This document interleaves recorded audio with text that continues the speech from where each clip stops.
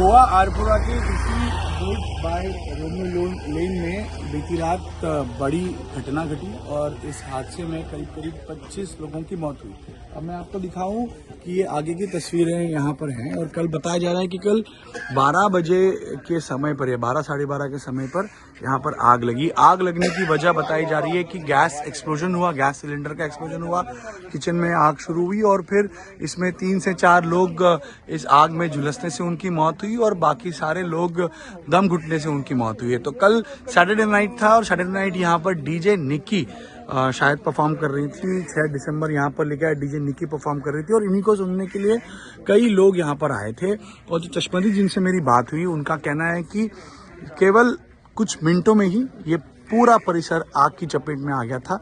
और उसकी वजह आपको बताना चाहूँगा क्योंकि अंदर का इंटीरियर और बाहर का इंटीरियर आप देखेंगे तो यहाँ पर पूरी तरह से लकड़े का स्ट्रक्चर है और ऊपर भी देखेंगे तो सूखी पेड़ की पत्तियां होती हैं उससे इसको ब्यूटीफाई किया गया है। अंदर भी एक डोम का स्ट्रक्चर दिख रहा है, उस डोम के स्ट्रक्चर को लकड़े से बनाया गया है। तो यहाँ पर स्ट्रक्चर भी इलीगल था क्या, ये एक सवाल है।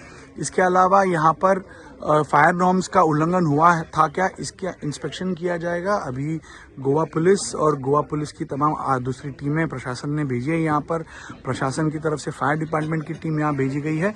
और इसके अलावा यहाँ पर अभी कुछ देर पहले गैस सिलेंडर का कंपनी के लोग आए इंस्पेक्शन करने के लिए।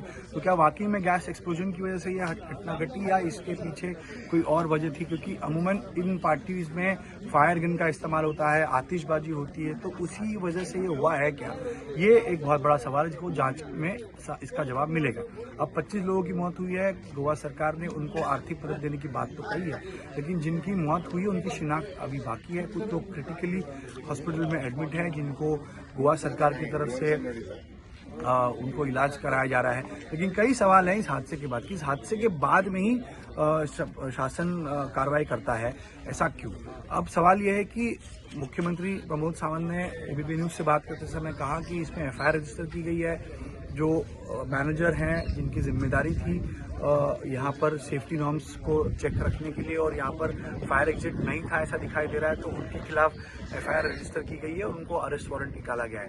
इसके अलावा जो मालिक थे उनके खिलाफ भी अरेस्ट वारंट निकाला गया है और इस पूरे हादसे की जांच करने के लिए एक समिति बनाई गई है जो खुद मुख्यमंत्री मॉनिटर कर रहे हैं उनके काम को और इसकी जांच में इस हादसे की असली वजह सामने आएगी। इसके अलावा अब गोवा सरकार ने तमाम रेस्टोरेंट्स और क्लब्स का इंस्पेक्शन करना शुरू कर दिया है।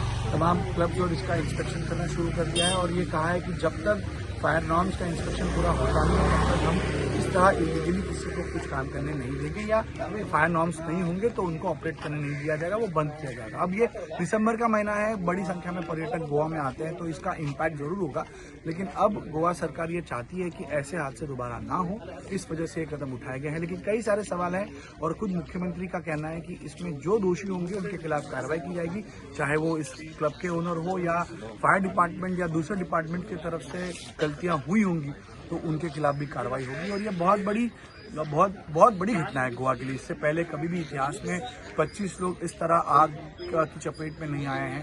अब गोवा सरकार इस पर कदम उठा रही है, लेकिन तमाम चीज़ें आपको दिखाना चाहूँगा। अगर आप परिसर देखेंगे तो यहाँ पर फायर एग्जिट शायद नहीं था। फायर एग्जिट होना कंपल्सरी होता है इस तरह की जगह पर, और ये फायर एग्जिट यहाँ पर नहीं था। एक ही एंट्री और एक ही एग्जिट पॉइंट था और जो सचपदीप बता रहे थे कि कुछ मिनटों में ही आग फैल गई तो लोग जो थे वो बाहर आ पाए, जो नहीं आ पाए उनकी मृत्यु हुई। तो अब ये जांच का विषय है, लेकिन सरकार इसको गंभीरता से लेते हुए आगे कदम बढ़ा रही है और जो दोषी है उनके खिलाफ कार्रवाई करने जा रही है।